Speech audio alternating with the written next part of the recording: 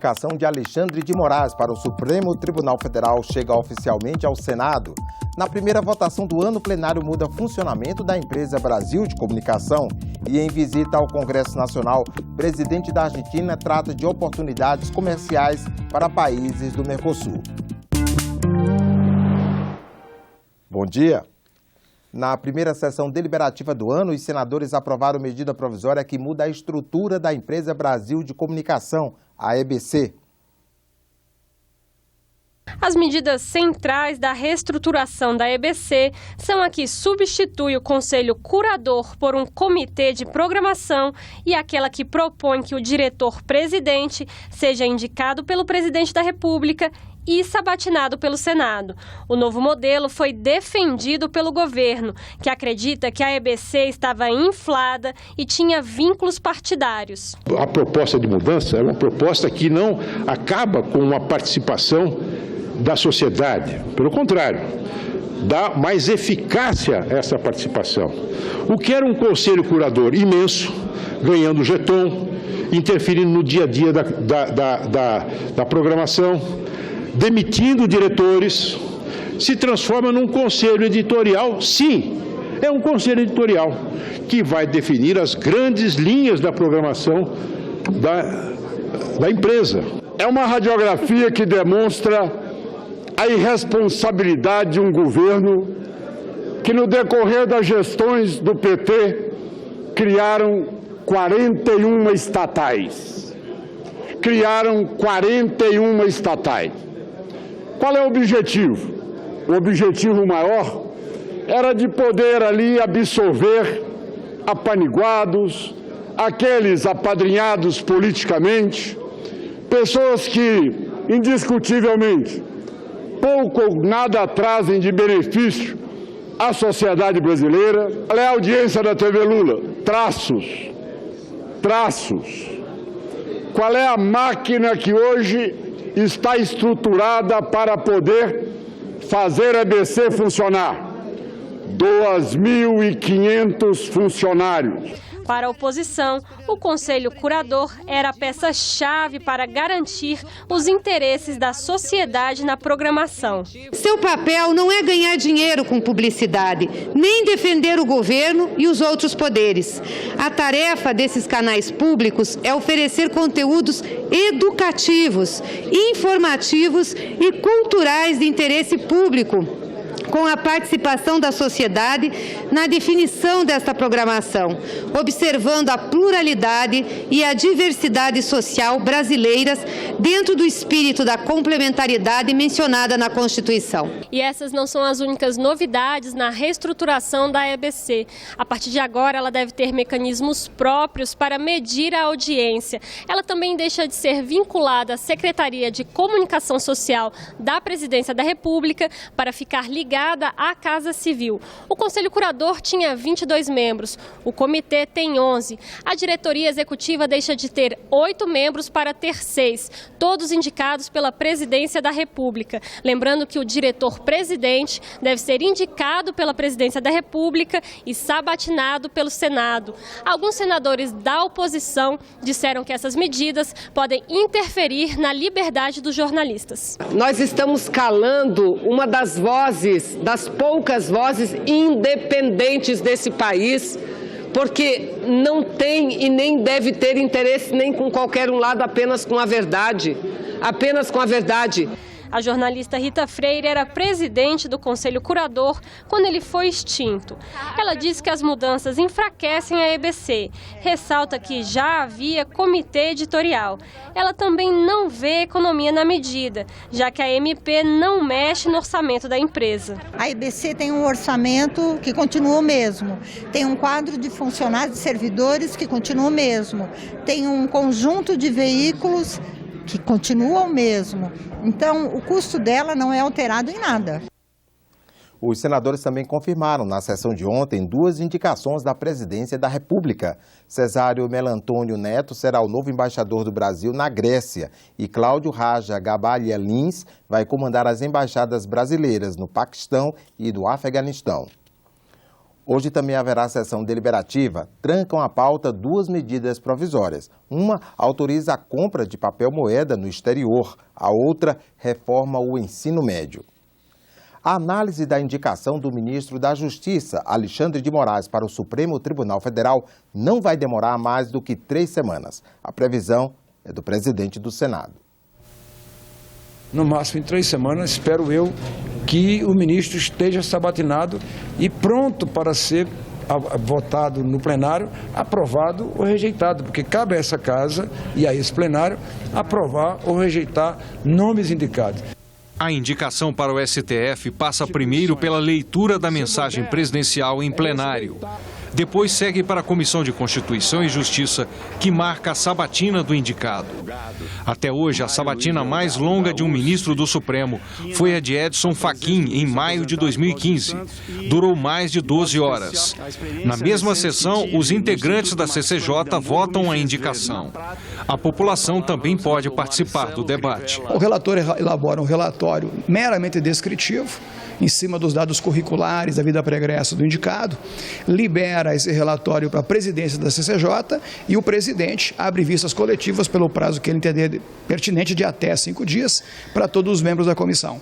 Neste prazo, o portal do Senado vai receber contribuições ou perguntas, indagações, informações de quem quiser fazer uso desse instrumento. Se aprovada pela Comissão de Constituição e Justiça, a indicação vem para o plenário, o que pode acontecer no mesmo dia da sabatina se houver pedido de urgência.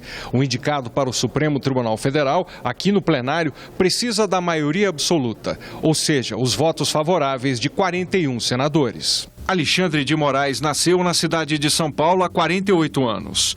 A carreira jurídica teve início em 1991, quando passou no concurso para promotor de justiça com apenas 23 anos de idade.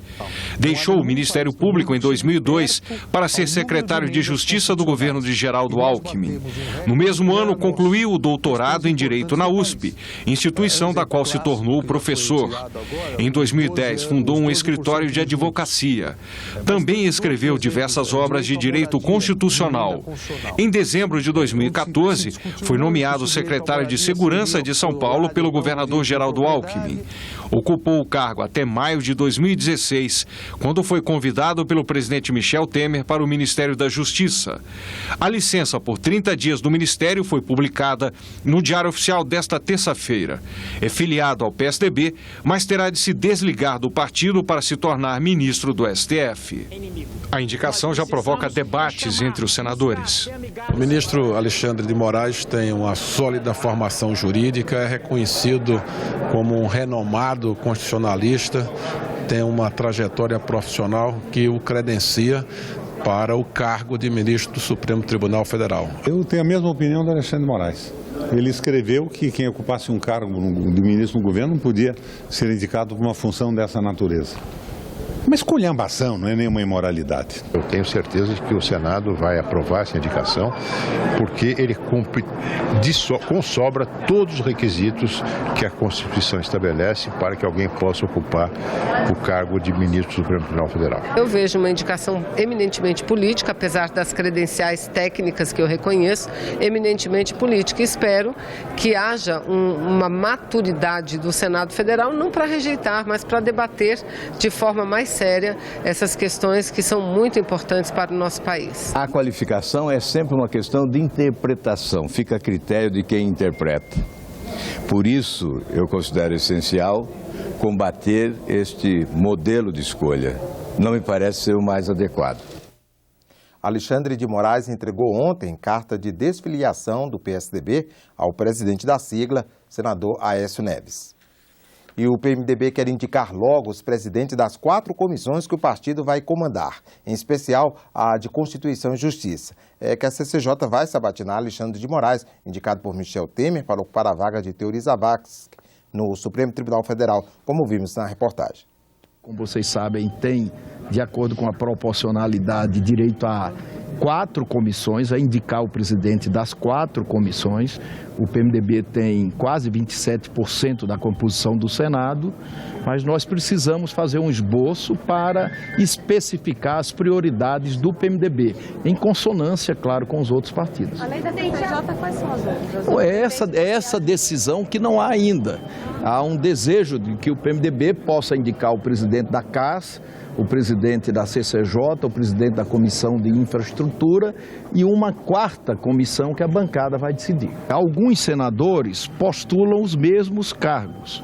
Isso é natural na democracia e é importante construir uma solução, construir o consenso. Em relação à CCJ, é importante frisar que a indicação já da sua direção e provavelmente caberá ao PSDB a vice-presidência e indicaremos o senador Antônio Anastasia para que nós possamos já iniciar a contagem de prazos, de vistas coletivas, para que em torno da semana do dia 22 possa estar sendo feita a sabatina do ministro Alexandre de Moraes.